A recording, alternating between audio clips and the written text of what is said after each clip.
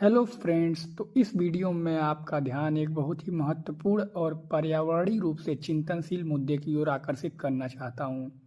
जैसा कि आप सभी को विदित होगा कि विगत कुछ दिनों में save Aravalli, save biodiversity, save environment, save life, save wildlife, इस तरीके से अरावली के संरक्षण करने की बात उठ रही है।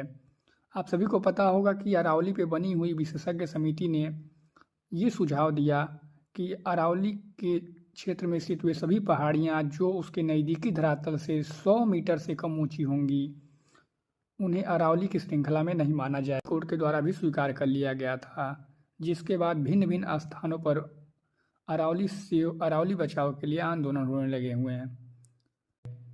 आपने 2013 की उत्तराखंड में आई हुई तबाही से तो परिचित ही होंगे, जिसमें हजारों लोगों की जान चली गई थी। अभी इसी साल आप देख लीजिए हिमाचल प्रदेश के कसौली में किस प्रकार से बादल फटने से भीषण बाढ़ की तबाही आई और पूरा गांव उसकी चपेट में आ गया। पिछले वर्ष आपने देखा होगा वायनाड में किस प्रकार से रातों रात भीषण बाढ़ आ गई थी बादल फटने से। तो यदि ऐसे ही हम अपने निजी हितों के लिए पर्यावरण को यदि क्षति पहुंचाएंगे तो निश्चय ही उसके बहुत ही भयानक दुष्परिणाम होंगे और जो हमारी चेन है, जो हमारा एनवायरमेंटल सस्टेनेबिलिटी है, वो सभी दुष्प्रभावित होगी। अतः हम सब को मिलकर यह सोचना होगा कि पहले जीवन की गुणवत्ता का मतलब तभी है जबकि हमारा जीवन रहे, और जीवन के लिए पर्यावरण, प्रकृति, पर्वत, पठार, मैदान, झील, झरने सभी आवश्यक हैं। उसमें हमें अपने मानवीय हितों के लिए पर्यावरण पर तरजीह नहीं दी जा सकती। पर्यावरण को साथ लेकर ही चलने में भलाई है।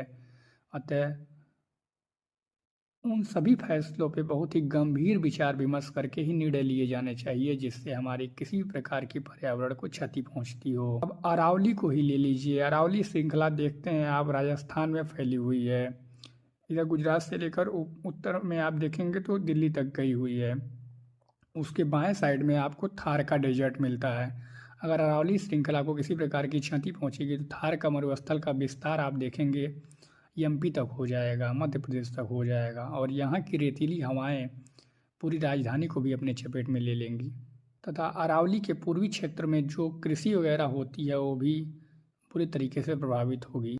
दूसरी ओर अरावली रेंज में जो सरंद्र हैं उससे जो भी थोड़ी बहुत वर्षा होती है उसका जल कहीं न कहीं भूजल रिचार्ज के रूप में कार्य करता है। जब यहाँ पे भविष्य में कंक्रीट के जंगल बन जाएंगे पर्वत कटने के कारण, तो हमारा भूजल रिचार्ज भी प्रभावित होगा।